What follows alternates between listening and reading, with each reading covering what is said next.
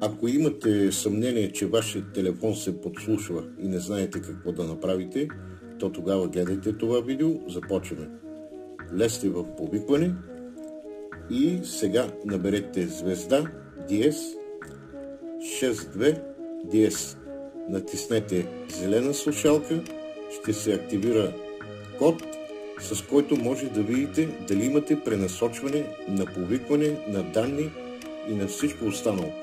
Ако видите такъв проблем, то тогава наберете отново диез 002 диез.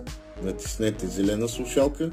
Сега ще се активира друг код, с който успешно ще изтриете всички пренасочени повиквания от вашия телефон.